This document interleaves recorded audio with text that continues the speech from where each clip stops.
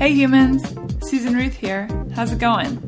Thank you for tuning in for episode 23 of Hey Human Podcast. My guest on today's podcast is Michael Mollura, and he is a super interesting guy.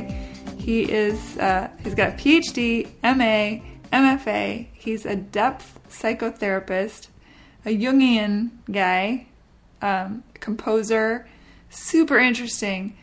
It was a really fascinating conversation for me. I dug it big time. We talked about all sorts of dream interpretation and Jungian psychology. I'm probably getting that wrong. Is it psychiatry? I think it's psychology. And I don't know when you get to call it psychiatry versus psychology. I should have asked that question. That'll be a follow-up when I have him on the show again. Anyway, really interesting guy, really cool conversation. I hope you like it. As usual, I have to do the housekeeping. Please go to iTunes and subscribe to Hey Human. Review it. It's really helpful. Tell your friends. Share the wealth of information of these podcasts. Help get the word out. I really appreciate it. As always, I will have links on heyhumanpodcast.com for stuff like how to reach Michael and things we talked about in this episode. And you can follow me on Instagram at instagram.com/heyhumanpodcast. I also have Twitter, Hey Human Podcast, but I'm not very good at paying attention to it, I admit. So Instagram is kind of my thing. That's my jam. Oh, and I'm on Facebook, facebook.com/heyhumanpodcast. So there you go. Let's get into it with Michael, and I hope you enjoy. Thank you for listening. All right. Okay. Hi, Michael. Hi, Susan. How are you? Welcome to Hey Human Podcast. All right. It's great to be here. This is exciting. Yes, it is exciting. I'm excited because you're a very interesting person, so I'm looking forward to talking with you. Yeah, good. Thank you.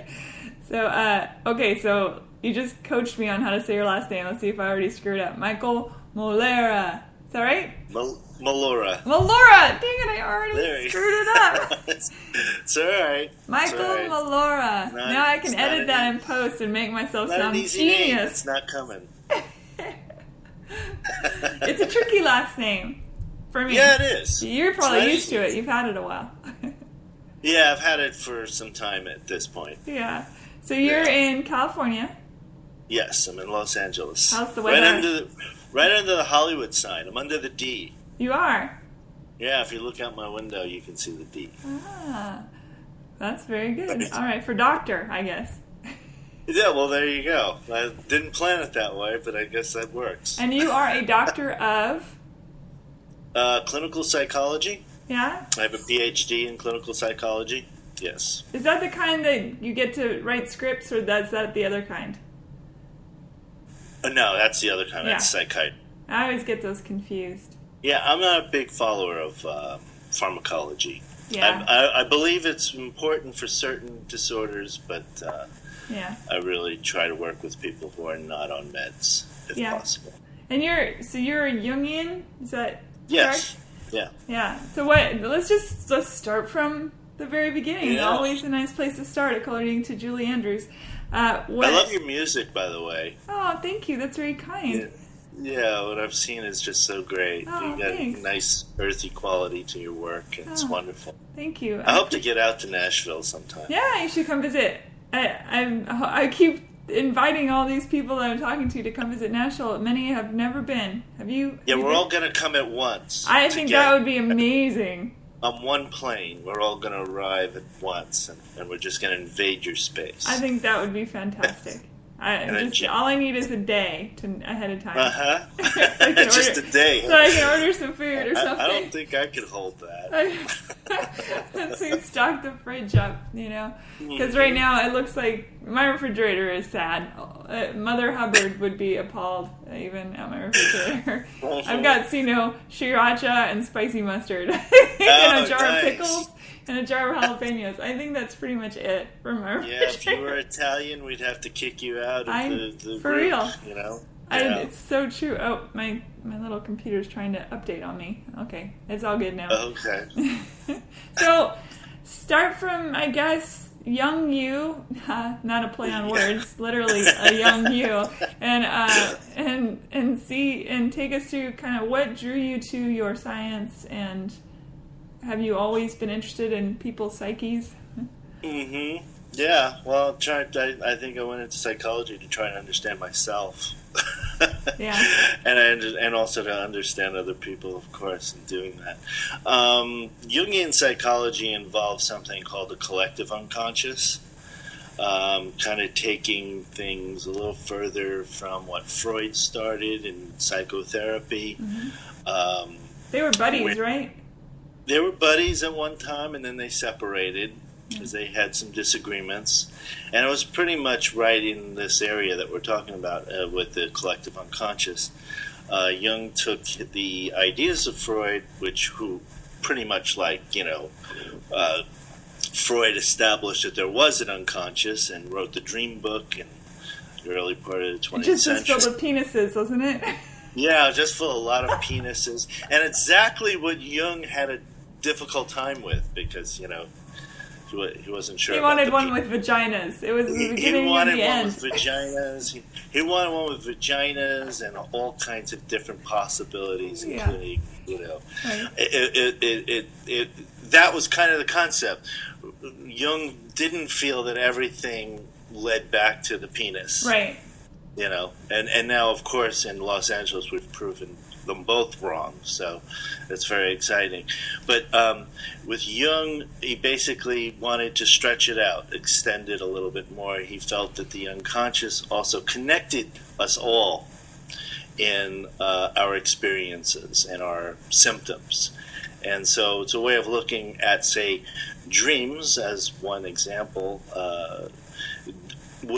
There's two different ways of looking at a dream. Instead of just thinking of the personal experience of a dream, which would be, Freud was very interested in going into the sexual interpretations, the Oedipal and so forth,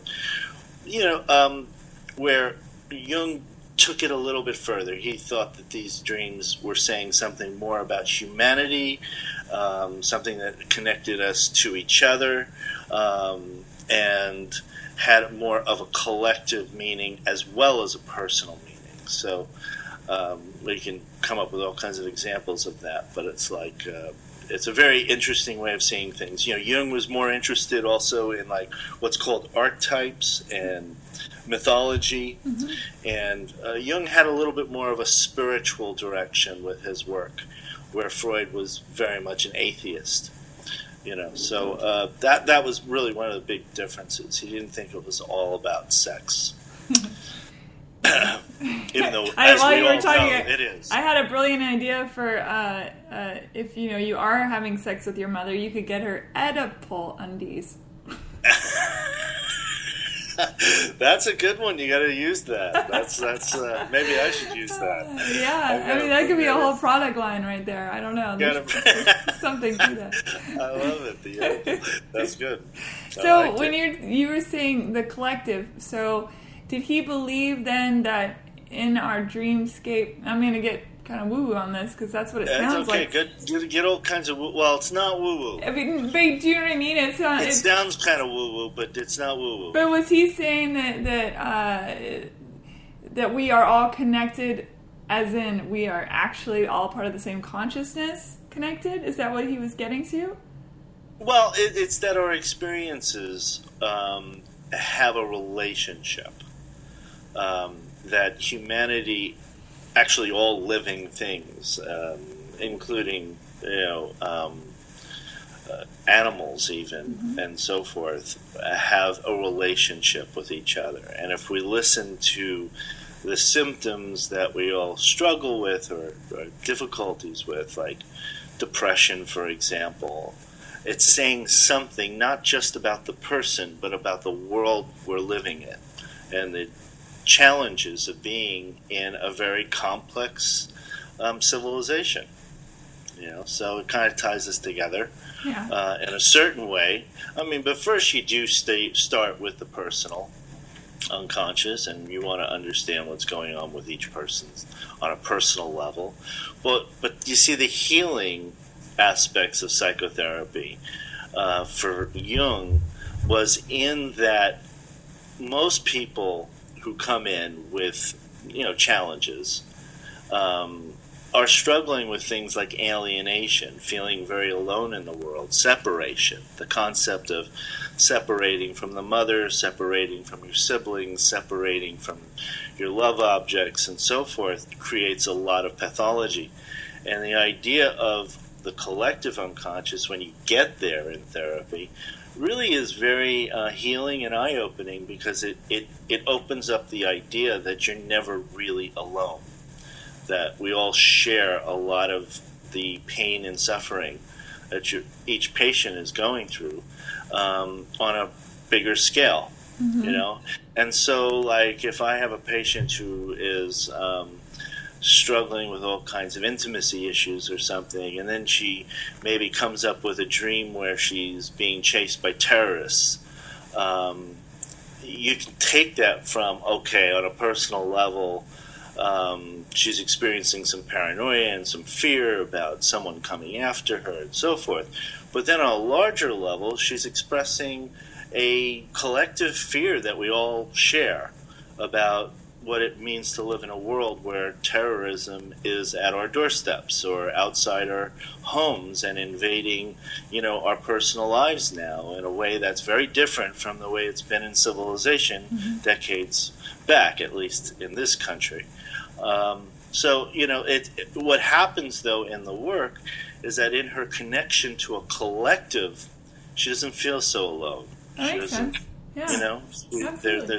It's actually a very kind of interesting concept of how we're all in this together in one way or another. Yeah, that seems very soothing. Yeah, it is. Is that what drew you to it then? That particular focus of psychotherapy? Yeah, well, I mean, I came from, I always was a big dreamer. I'm just one of those guys that just every night I go to sleep, I can't wait to find out where I'm going to end up. I dreamt a lot as a kid, and I was always fascinated by what I was dreaming, and I wanted to know more about it. And that was something that was driving me towards an interest in, say, art, theater, film, experimental film anyway, poetry, things that were a bit more symbolic and abstract. Dark images always fascinated me. They didn't scare me like I think they do with a lot of other people. But I was fascinated by them, Gothic images and so forth. And I wanted to know more about them, so I would read a lot, and that drew me into Freud and Jung and people like that. Sure. But also, as you know, I do composing and I do music. Very successfully, I might add. Yeah, thank you. And this idea of kind of like having these dreams every morning, I would wake up and I'd want to talk about them with whoever, friends. But then I started to compose music that was based on my dreams. And a lot of my work was driven by material I found in my dreams. And, when I started going for my education, at first my interest was in literature. And I studied at New York University, got my first degree there, my BA in literature. But then I wanted to study something called performance studies, and I don't know if you are familiar with performance studies. Oh, no. I mean, they're theater really is different. No, it's not. It is theater. It's tied to theater. Okay. But at NYU, there was a program called Performance Studies, which was created by a guy named Richard Schechner, who was one of the leading intellectual minds of the theater. He brought something. He worked out of the '60s and created I've heard these his little. name. Yeah. Yeah, he created these spaces, these really interesting performance art spaces in Soho and Greenwich Village in New York, where they did this really cool stuff. Like they would take Shakespeare and they would chop it up into different pieces and turn it into a dream kind of environment. People wouldn't sit in seats; they would wander around rooms and experience a different type of phenomenology of a theater piece. and then he brought music into the spaces, and it was really fascinating. He created this department at NYU, which is in the experimental wing of Tisch School of the Arts, which wasn't just the study of performance, but the study of performance as behavior. Kind of looking at how the performance space of theater also reflects the illusions of reality. And he would do theater on subways, in parks, and that kind of stuff. Back in the 60s and 70s, that was pretty avant-garde and pretty crazy, wild stuff. But, it was this interest that performance wasn't just like something you do in theater, but something we do in everyday lives. Like right now, you and I are performing. When two people out on a date at a dinner table, they're performing. And what we did is we kind of would look at it almost like with the foundation of anthropology, but looking at human activity. And what we did is kind of bring in psychology, psychotherapy, theater, music, and experimental forms of theater in order to try to understand the human experience on a whole deeper level. And it was fascinating. It was really great. The only problem with it is that you can't get work after you get a degree like this. It's like, what are you going to do with this? Yeah. No, but we did music, we did theater, and we did a lot of film stuff. I did in that department. I actually did a piece where I composed music and did a series of interviews with the homeless, and went around to New York City and asked homeless people in the middle of winter, when it was like 30 below zero, what they were dreaming. Huh. And it was really fascinating because you kind of get an idea of how dreams impact the human experience, and the concept of homelessness turns into an archetypal experience. Everyone's got a sense of being homeless on a certain level, or the fear of homelessness. And that's the kind of work that kind of was keeping me connected to doing art, theater, film, and music, but there was this backdrop of foundation of anthropology and psychology. And that was really cool. That kind of really got stuff going, but it was really hard to make a living. I was kind of like your classic. Back in those days, you'd live in a small railroad apartment on First and A, and really kind of Those were the days of New York, though, my God. Absolutely. You just move those rats aside and go, can I get to bed? You just train them to lay still so that you have a pillow made out of rat. Stop making so much noise. It's okay. It's like, it's like you'd call the landlord in those days and go, hey, man, there's a rat on my dinner table. And he'd go, what do you want me to do about it? It's like, that's feed him. That's cool. Yeah, feed him. Yeah, tell him I say hi. Anyway, but so I did that, and then I got another degree in writing and studying music and cinema at the University of Miami. I was moving more in the direction of becoming maybe a composer and a writer for film, because I really loved film and the way that worked. But in the back of my mind was always psychology, and I kept doing this work. I started to compose music for films. I came out to LA to score some films, and kind of experimental stuff and documentaries that I thought were interesting. But I always felt that, again, there was this calling from my dream experiences to go a little further and to bring whatever these interests were into something that would be healing and connective to other people. So I decided to go for a PhD in clinical psychology at Pacifica Graduate Institute, which is in Santa Barbara.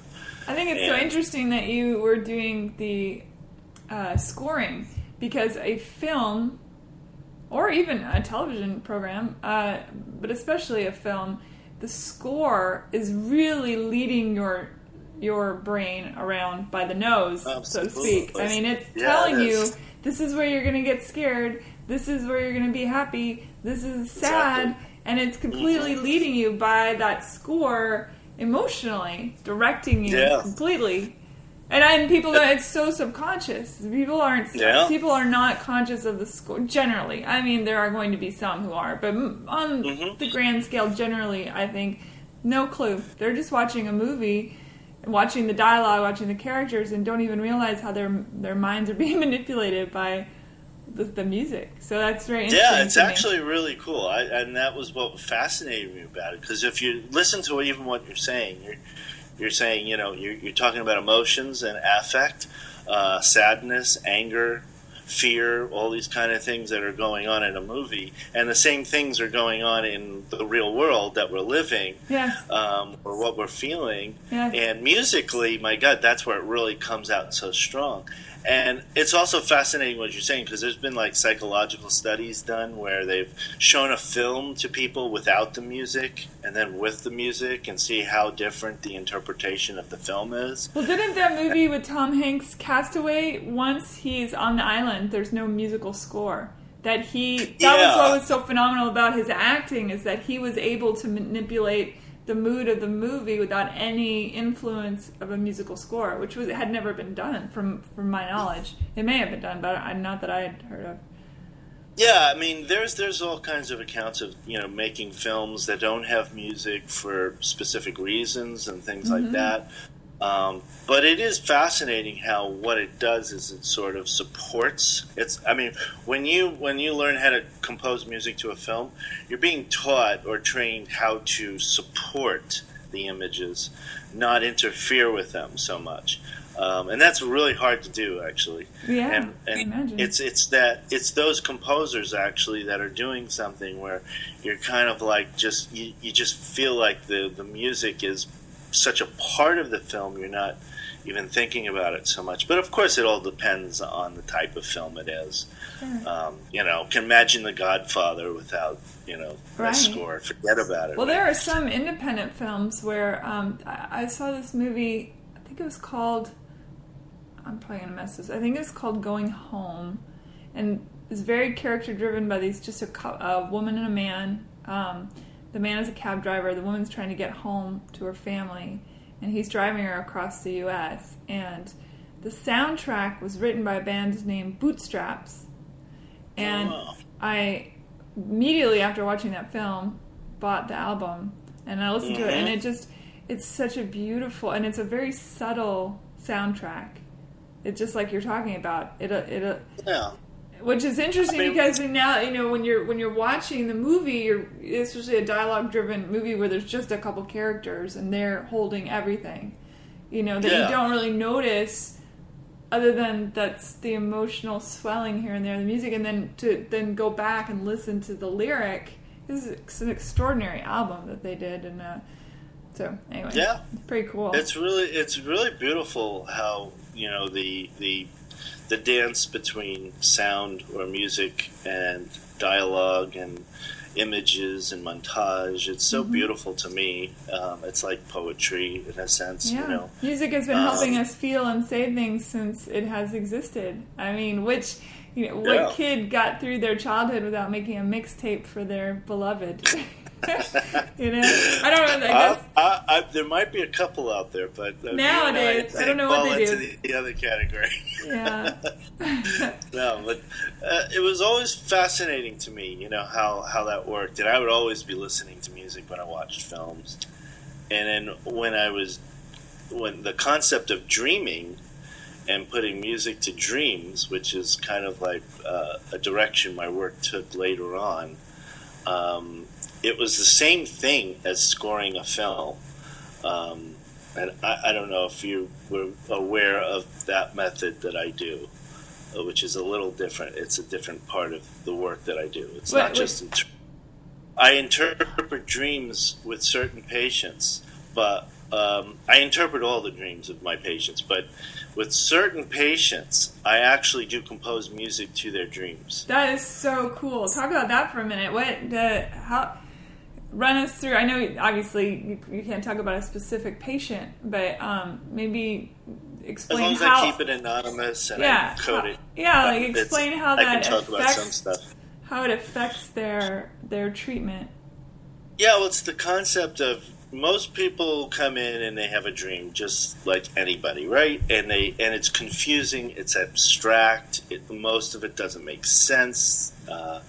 You might have the image of, say, a forest, walking through a forest, and the trees are attacking you in the dream or something like that. And you start with trying to understand a dream by asking someone, what's the mood of the dream or something. And they might say, well, it's kind of scary, right? And kind of scary is one starting place to try to understand what's going on in a dream. But when you start putting music to it, right? So it's like, if there's music, how would it sound? Would it sound like this? And you might take a cello and start messing around with different sounds and, kind of create some eerie feeling of going through a forest where trees are moving. And then you ask, does it sound like that? And then they say, yes, but it was scarier. It needs to be scarier. It was like, it's that what you're playing isn't scary enough. And so now they're talking to me. They're telling me something about their phenomenologically experienced part of the dream.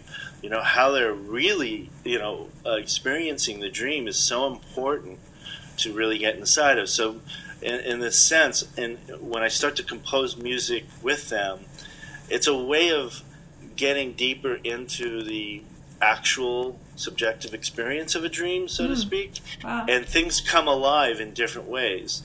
And then we really kind of lock it down. Like, it's like I record their voice telling me a dream, and then I put it into, the sound recording systems. I use Logic, and then I start to score it the same way I would score a scene in a movie. And I bring it into them. They give me feedback, like they're the director and I'm the composer. And the idea is to really recreate the aliveness of the dream and bring out more details. So what ends up happening is that more details start to show up when they sit back and listen to the music and think about the dream. And just like you were saying, music can lead and support movies. It also can be a little manipulative, so I have to be very careful about that and make sure when I'm working on a film, it's always about the director, right? What is the director's vision? If they think the character is supposed to be scared, but I don't think they're scared, I have to listen to the director. If the director wants them to be scared, then okay, I'll create scary music. So if a patient we're talking about a dream, it's the same thing, I come up with something and then you just start messing around with the music so it reflects their vision of what their experience was. And the idea is to get past the abstractions, get to something deeper in the experience of a dream so we can get at, because the concept is, in psychotherapy anyway, my work, is that dreams lead to healing. Dreams are giving us clues and ideas about where the person needs to go in order to kind of deal with whatever issues are mobilizing their symptoms. And so a patient may come in and say they don't have intimacy issues, that they're totally fine and they've resolved all their stuff with that. But then the deeper we go into a dream where, say, they're walking through a forest and the trees are attacking them, and we go more into the meaning of that dream with the music, we kind of realize that this person is actually seeing other things, like red shoes, that she's wearing red shoes or something, some other detail. And you start to kind of connect the dots. When did you have red shoes? When I was 4 years old. What happened when you were 4 years old? Oh, my parents got divorced, and I was forced to live somewhere where I didn't want to live. You hear it. It's like the story just starts getting bigger and bigger, and you start to realize the dream is more about a displacement, trauma that you might have experienced when she was younger. It's so fascinating. Dreams in general, I started reading dream interpretation books when I was a kid, and and my friends would always come to me with their dreams and like, what do you think this means? And it was just always it's neat to hear about, especially with the musical scoring, how it triggers more memory of the dream, because most people, they wake up, they remember, especially if it's the dream they had right before they wake up, they remember very specific, large moments of the dream, not the minutia. But I imagine the minutia is where the magic happens. Yeah, where the real exactly. information is. Mm-hmm. Yeah, because what's happening is the brain is censoring what it wants you to know. It's repressing a lot of the material. There's a defense mechanism at work with dreams. Explain that. I think that's really interesting too, because I always, one thinks that when you're dreaming, your subconscious is just running amok through exactly. And everything is, exactly the right. tigers are talking, and the streets are made of tater tots or whatever. And in my dream world, so that's pretty interesting. Tater tots. I love tater tots. I'm going to hold so off on that too. Tater tots are so good. Anyway, but so I find it so curious that the subconscious mind wouldn't just let it be a free-for-all. That still there's a part of the conscious mind that's like, nope, don't get to know that. Nope, don't get to know that. Yeah. That it's still active, because you think it just goes out with the bathwater during the dream time. Right. Well, because really the material that's coming up in these dreams can be so overwhelming. If uncensored or unsupported, you probably go crazy. People have gone crazy. You can have a psychotic break if you think that while dreaming. Well, if you didn't have those mechanisms in place, and it's kind of interesting to think about, because some people look at like schizophrenics. I work with some schizophrenics, right? And they come in with hallucinations and delusions, and they're seeing things and hearing things that doctors are telling them they're crazy. And my way of looking at it is that they're not crazy, so to speak. They're just, their mechanisms are displaced or not configured correctly. They're not censoring the way, say the quote-unquote, whatever we want to say, a normal brain is censoring. So they're just spitting out a lot of those abstractions in a language that doesn't make sense to a conscious person, and they're being labeled a certain thing. But there's everything that goes on in the human experience is there for survival and for healing. That's my opinion. That's depth psychology. That's Jung. But it's like the concept of these dreams is that there is information there that can lead to deeper healing, not only for the person, but for actually even the world.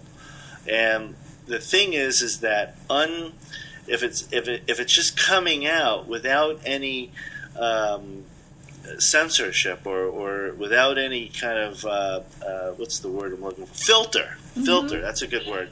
Without any filter, it could be really overwhelming.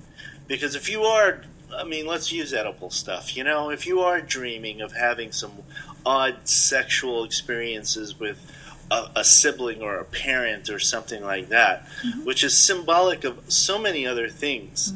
But if you're going to experience that straight on in a dream, you'd wake up going, what the hell? That was real. Oh, no, that's not good, So it's good to get censored on some level. But at the same time, in psychotherapy anyway, if you're suffering from something, whether it's schizophrenia or bipolar or, depression, severe depression or something like that, and you're not sure what the cause is, and you're having some really intense dream work, you want to get to what's happening there, because it's possible that your relationship, say with a sibling or a parent, even though in the dream it's inappropriate, feels inappropriate, it's pointing the direction of something deeper that can be explored. And the beauty of psychotherapy is that we're having an intimate relationship based on experience and words, and we can talk about things that are completely confidential in a space that really ends up being a sacred sort of environment for a person to talk about things they don't normally talk about and would never talk about with a friend. Yeah. Or something, But And see, dreams I are the think same. it's normal to have sex dreams about your relatives, that your close relatives. I've had a sex dream about my brother, and I'm almost positive I've had one about my dad. And but it didn't freak me out at all, because to me, a sexual union is more about intimacy and trust in a dream state, and in communion than it is about the act of sex. Which, it's funny, because in waking life, just normal people, I think normal people confuse the act of sex with it being intimate, or that, it's when there's so many layers and strata, so much. Completely. Yeah. And you know what that says to me about you? No, is that you weren't traumatized, most likely, in those areas. Because you have a healthy, you have a healthy way of integrating or constellating and understanding your experiences in a way where it doesn't freak you out. Now, guaranteed, if you were the victim of some kind of, God forbid, trauma or abuse as a child that you repressed, and you're having these dreams, they'd be night terrors. They'd be screaming. There'd be a deeper experience that's saying, no, I'm not okay with this, But you have a high level of integration going on, and that's very impressive.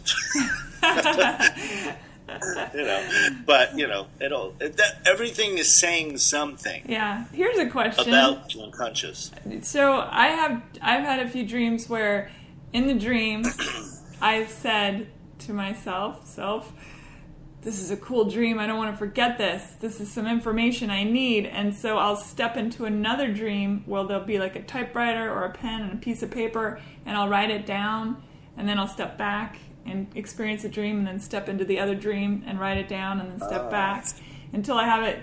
And then, when I wake up, I remember it because I've written it all down. And the other day I had a really crazy one where I was in the dream and I was seeing all this stuff around me, and it was so cool. I didn't want to forget it. And when that dream ended and a new dream began, I told somebody in that dream about this dream I had had earlier. But in the second dream, it felt like I was talking about, last night when I was asleep, I had this cool dream. But I was in another dream telling this new character about it. And then it happened a third time. That dream ended, and then and that was a stranger. And then in the third dream, I was with my friend Dawn, and we were like painting a wall and having a conversation. I said, "Hey, I had the coolest dream," and I repeated everything all over again. And then when I woke up, I wrote it all out because I remembered it, because I had repeated it 3 times. Nice. Isn't that wacky though? I don't think that's normal. That is really fascinating. I don't know what that means. That's really cool stuff. I mean, it's like multi-layered narratives like that intertwine. Often kind of start the conversation of maybe, boundaries and moving through boundaries with other people and how they're connected, and or how you feel comfortable with it or uncomfortable with it. But those multi-layered narratives are really cool, and lucid dreaming is also another concept that's really kind of cool. It kind of leads into that conversation. Do you do that? But I don't do that straight on, but it's like I've studied it. I've looked at it. I have had patients where we've kind of looked at the lucid dreaming experience, and then it's kind of cool when you start to manipulate and see what's going on in a dream and try to control it. But everything to me is a way of I guess it's sort of trying to bypass the circuitry of the brain a little bit, just allowing the brain to be what it needs to be, is the way I like to work and think. And so, like, your dream just sounds so wonderfully impulsive and different, and moving through different spaces. And the concept of the multi-layered dream experience also kind of correlates with our experience of multitasking a little bit, which is a very big part of like what it means to be a human being these days. A lot of things happening at once and connecting. Yeah, in my life especially. We're doing Yeah, man, we're doing it right now, you know. Here we are. I don't even know. We're on an iPhone, but it's connected to a computer, and we're talking, and we're two people in two different places at the same time. Yeah. And yet your time is different from my time, but it's all happening, and so there's just like a dream. Yeah, I said to my friend Kathy the other day, I said, wouldn't it be interesting if we right now talking are actually a dream of other people elsewhere dreaming, and then when we go to sleep tonight, you and I go to sleep tonight, and we start to dream, they wake up and they act out their thing, and that's our dream. Wouldn't that be so trippy? That's a great idea, and it's possible.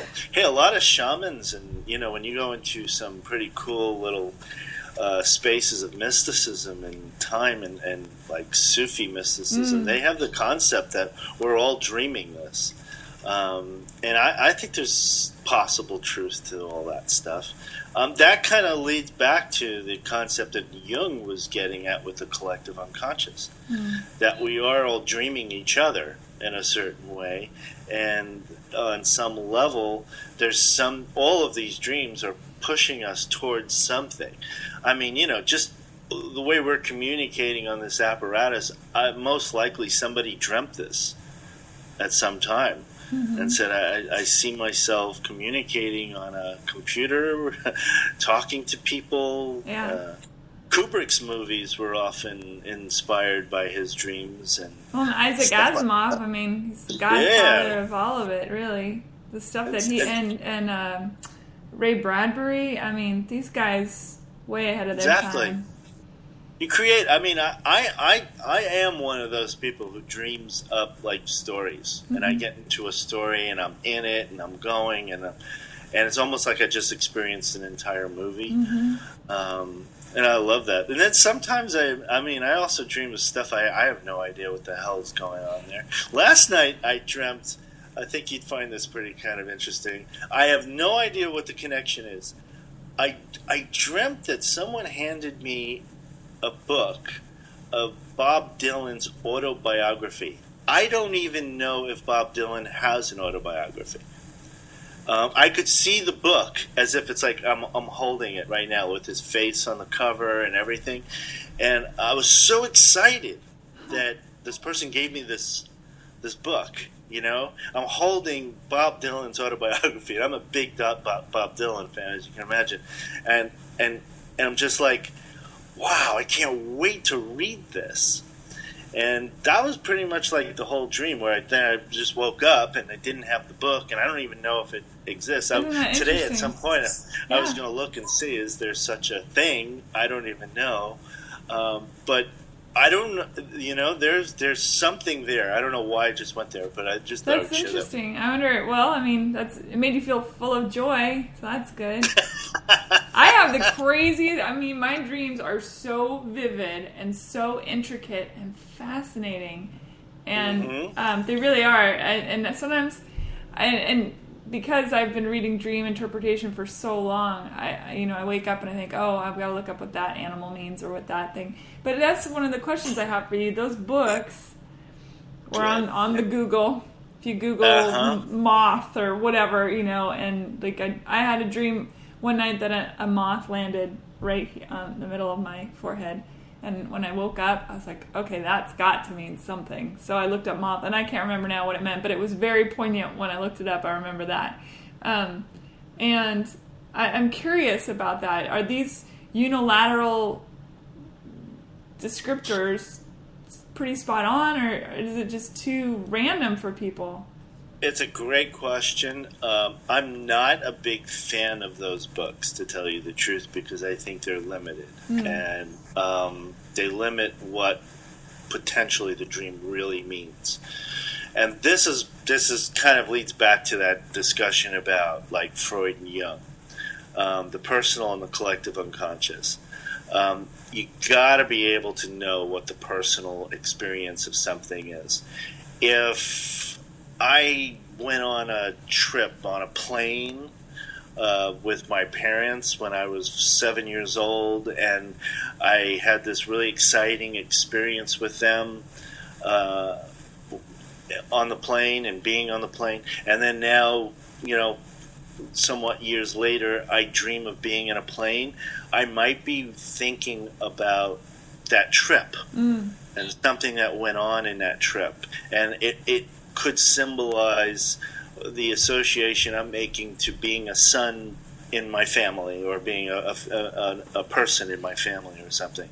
And that's where the dream's kind of going. Now, if you look up plane in one of those books, it's like, you get phallic symbols, you get sexual imagery is possible, and all that kind of stuff, and it's kind of gonna say, oh, I'm having a sexual dream or something. Not that that's wrong. I quite enjoy them. No, not wrong to have them. I enjoy them too, but those are the best dreams. Sometimes it's probably better than real life. But what I'm saying is that the interpretation of the dream is different, and it could be is what potentially is off there. Those books bring up what is kind of like a collective interpretation of some of these images, which is good. You want to use those in order to possibly understand what a dream might mean. Certainly with certain images like unicorns or something like that, which usually points us in the terms of fantasy and that stuff. A moth, I mean, again, it's like what a moth might mean to you is different from what a moth might mean to me. And in therapy, we kind of bounce ideas off of each other. Like, what comes up for me when I hear moth is metamorphosis and change, for example. Landing in the forehead. Now, if you have a background with meditation or Hindu mysticism, you might be looking at the third eye as a possible image that's colliding with another image. Now, I could be going completely off, right, here, because I'm bringing my own personal experience. But, would you try things out, and you never know what the dream actually might mean. I may ask you, what do you think of when you think of a moth? And you might say, they scare me for some reason, or I don't like them because they fly into my clothes. And I don't know. Now we're talking about something else, clothing and external ways of manifesting the self. It really depends on what the person's experience is. Sure, and what might have triggered, too. I think about that. Our brains, these supercomputers, are directing us around. Remember everything.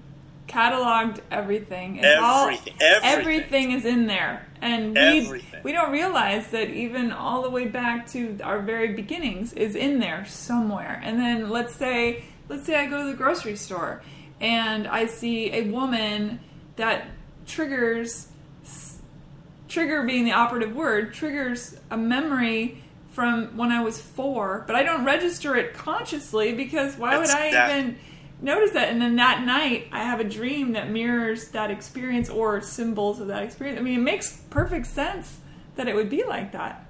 Exactly. And that's why, one interesting aspect about dream work kind of came up with the Bob Dylan thing, which is you can't interpret your own dreams too well.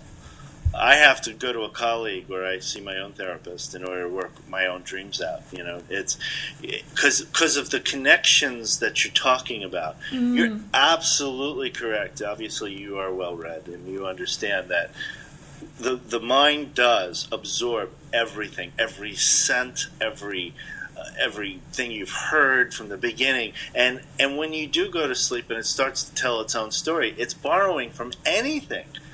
That's why free association is a big part of the work, because you just want to go blank and then say moth, what comes up immediately without thinking, without trying to answer a question intellectually or provocatively.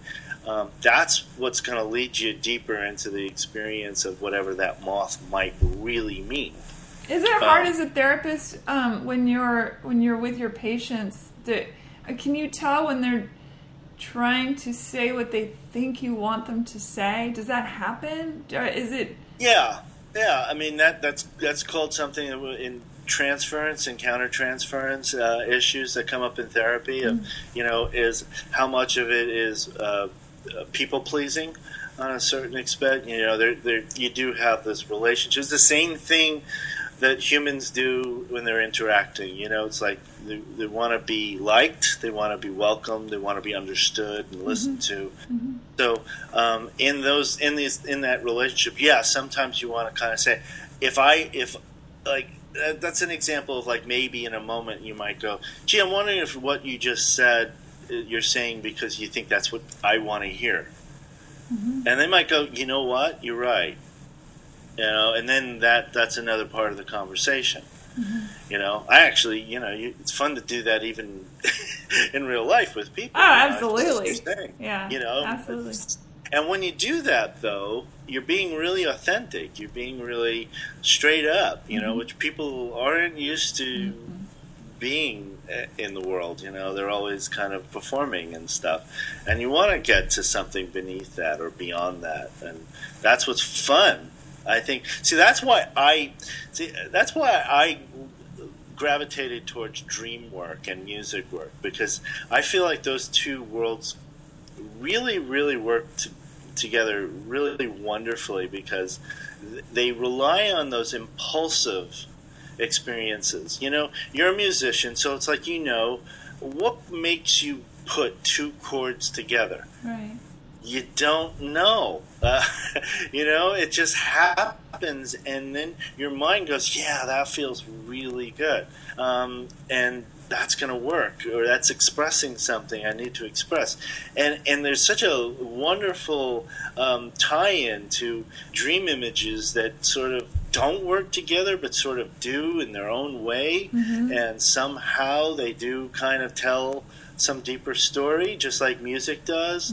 But they do rely on this impulsive kind of wonderful kind of reflex that's spitting stuff out from, in the Jungian frame, it's not even that the brain registers not only what we've experienced in our lifetime with every scent and every sound and every sight, but even beyond that. Imagine this concept, that from a certain concept, we're dreaming the dreams of our ancestors. I very much believe that. Absolutely. Yeah, totally. Yeah.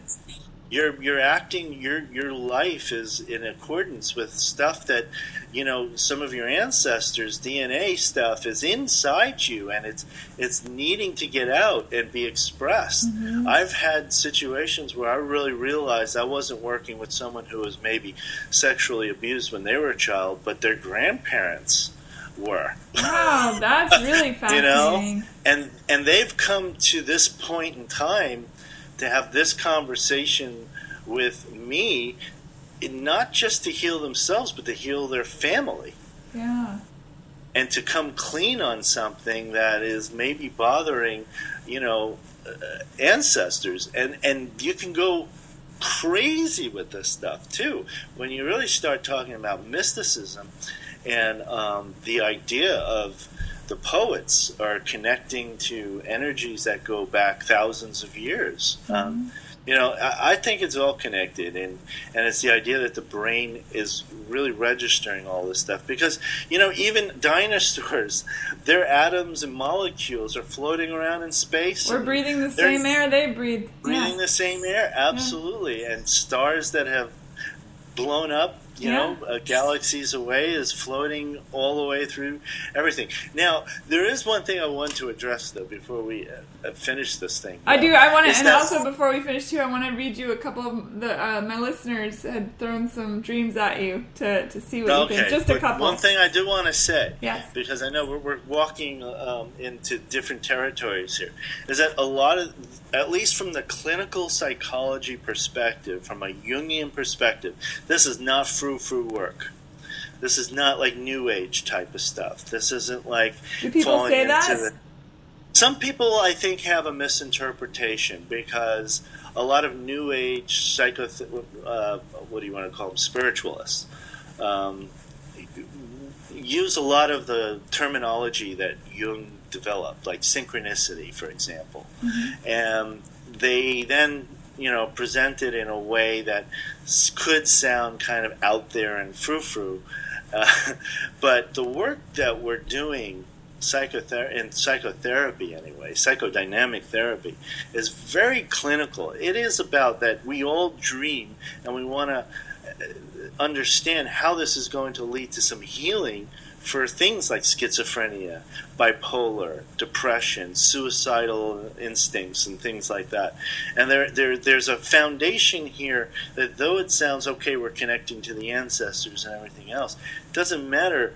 It is about one's personal experience of life is feeling overwhelming and crazy and scary, and you kind of just trying to break it down and let it make sense, but with the guidance of understanding it not just intellectually, but spiritually and even creatively. Yeah, absolutely. Okay, so I just want to make that point because I understand why you're making it for sure, and again, something that I say a lot as my friend Kathy, when she and I are talking on our other podcast, that it's people when they don't understand something, or if it's untouchable, untangible, they immediately throw it into this realm of impossibility or woo-woo or whatnot. Just because something isn't easily explained or something isn't necessarily tangible, that doesn't make it crazy. It doesn't make it right. So, but people don't understand something, they like to put a label on it. That's just human nature. Exactly. That's why with those books that people are buying, dream interpretation books are selling like hotcakes because they do offer something, and they are interesting, and that it's all about, I think, making sense of the chaos. Yeah. Those books I find interesting because I feel like they are a stone on a pathway. So you look at the stone and you say, okay, well that's interesting, this one, but the path is actually quite long. Yeah, and that's wide. Awesome. Yeah, that's the way I think of them too, in a certain way. I was always I think of dreams as pixelated diamonds leading on a path towards some deeper experience of the self. And those kind of concepts, they're beautiful. They are. They're all stepping stones. And they've been moving human beings since the dawn of time. Yeah, it would be great to go back in time and meet a cave dweller who is pre-verbal even, and watch them experience a dream when they wake up. I mean, I imagine that they thought they were being bewitched, or that some greater, because they didn't have I assume, proto-humans dreamt. Of course they did. Absolutely. I know my dog, but when he was still alive, he dog dreams. Yeah, absolutely. Absolutely. I mean, those studies are pretty concrete. Do birds dream? Yeah, is there a level fundamentally, if you have a brain, it's capable of dreaming. It depends on the size of the cortex, on how far you can go with those understanding of the dreams or what's going on. Sure. But yes, we're all dreaming.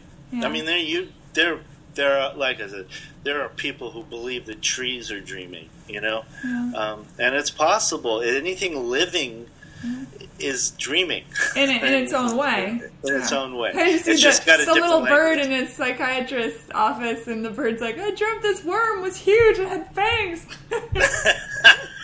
All right, I'm going to read you. This is a woman named Natalie. She says, and her father passed away a couple years ago, which I believe would be relevant.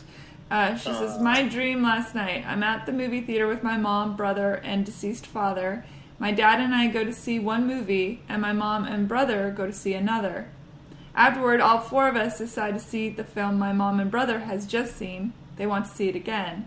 I sit with them but can't see anything because of too many tall people, so I move to another section of the theater by myself. During the film, a group of people behind us are belligerent and disruptive, and an usher kicks them out. Halfway through the movie, I realize my purse has been stolen, and I spend the rest of my dream endlessly digging through a huge lost and found container of purses trying to find mine, but I know it's hopeless." Wow. It's pretty, nice dream. That's a big, deep dream. Now, I read that and I was like, okay, well, I see a lot of things in there. The wanting to see the same film again is wanting to see your father again. Right. There's some grieving going on there. Interpretation of the grieving is also happening in there, and experiencing different stories. The loss of an identity due to the grieving, perhaps, or stuff like that. I mean, again, so much of this is about what Natalie's experience of these things are. You want to know what kind of a movie? That would be kind of interesting. Is it a scary movie that they're watching? Is it a fun movie? What kind of movie theater is it? Is it an old movie theater? Is it a modern movie theater? Are you comfortable? Are you not comfortable? What's the mood of it? Is it scary? Not scary? Those kind of things help create it. But, as you and I just kind of threw out some ideas here about what a dream like this could possibly mean, it just, you could feel the meaning is there. It's just so there. It just all feels really pregnant with information. I was thinking about the belligerent people that get thrown out. To me, now I'm, of course, can only interpret it based on my own experiences. So when I hear that, I think, well, here are these jerks that are in the movie disrupting the movie, and they get thrown out.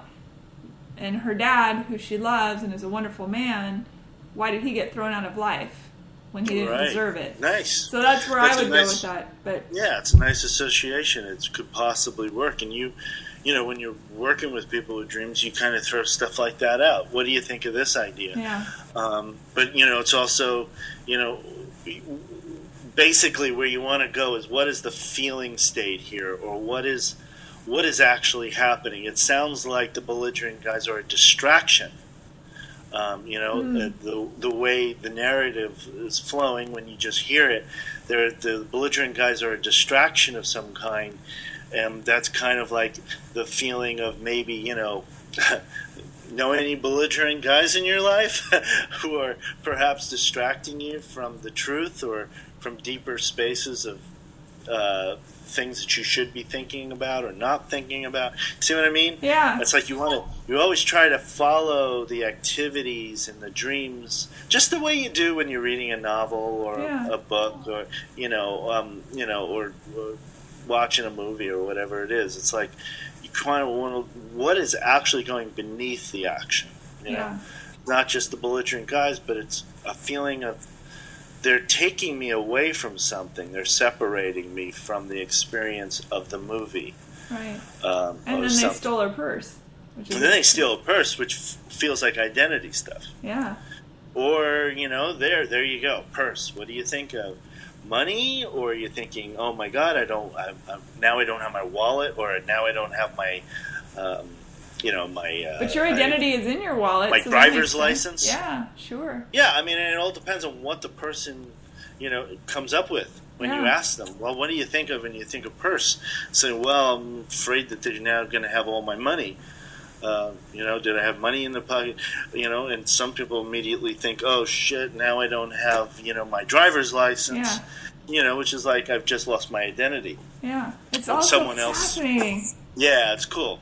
What a great job you have. Yeah, it's nice. I love it because it combines everything that I love about life, and draws me into a deeper experience of it all in a certain way. And it's fun, and yet it's also helpful, Oh, absolutely. Working with people this way. And that's why I went into it. In that sense, it is playful. It brings a sense of playfulness into the experience because, people are coming to therapy, either just to, which is nice to make sense of things because they feel confused with anxiousness or anxiety.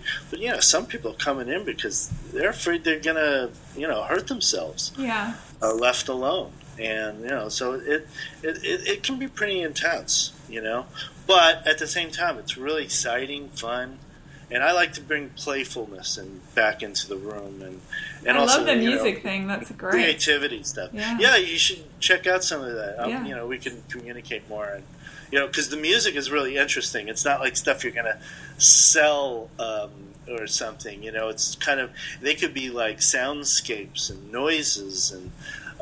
It becomes kind of like John Cage type compositions, which I really love, or they could be really fun and beautiful and melodic. They can really go in every direction, and that's another thing that I love about it is that I get to do like almost everything. It's like if I'm working with someone who's really into jazz, I could go into jazz music, and if I feel like jazz music, I just worked with someone who's into bluegrass because they were raised like in Louisiana type of thing, and and you can recreate that sound as well to bring the person in deeper into the dream experience if it's there.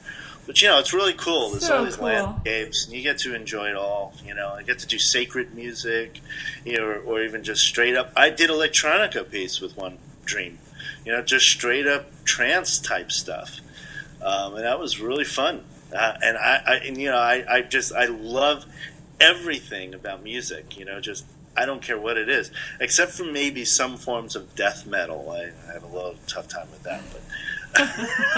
But generally speaking, it's just that's what I always dreamt of creating a life where I could do all kinds of music without being kind of stuck in one thing, and then also in a way of doing dream work where you can help people and that kind of stuff. Do you remember your very first? Do you remember your very first client, and were you nervous? I mean, that to take someone's mind into your hands, it's got to be intimidating when you first start.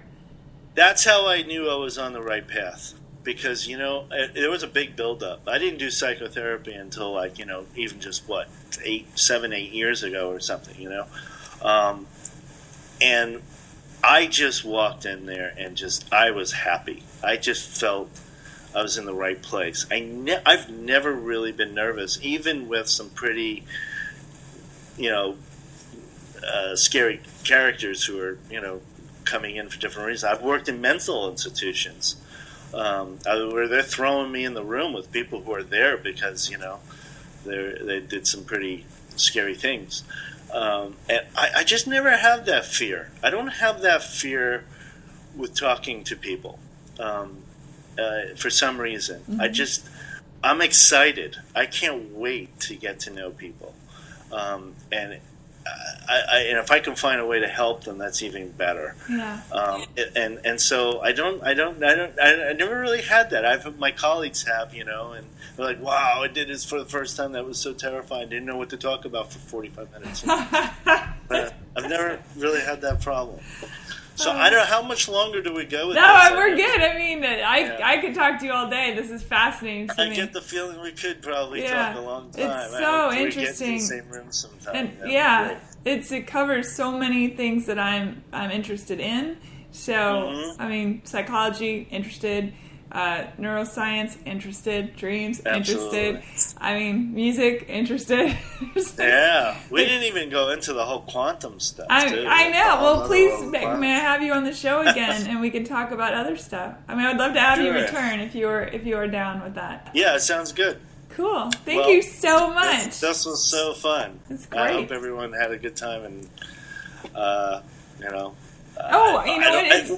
who sees this? Nobody sees it. It's all listening. So you can subscribe. People subscribe on iTunes, and they get, when the new podcasts get posted, then they get a little notification. Or they can go to the website, heyhumanpodcast.com.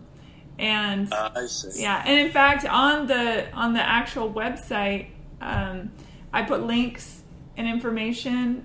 So any kind of links or anything that you'd like to email me, do that, and I'll stick it on the website. I would like that, I mean, because people hear this or whatever they can find you. They can find me. Yeah. And are you taking clients now? I mean, yes. Okay, great. I mean, I don't know if most of the people who are going to hear this are in Nashville or in Los Angeles. I have no idea. I think they're everywhere. They're in Los Angeles. Yeah, I'm in Beverly Hills. I have an office, and I'm seeing patients right now, and it's nice. Yeah.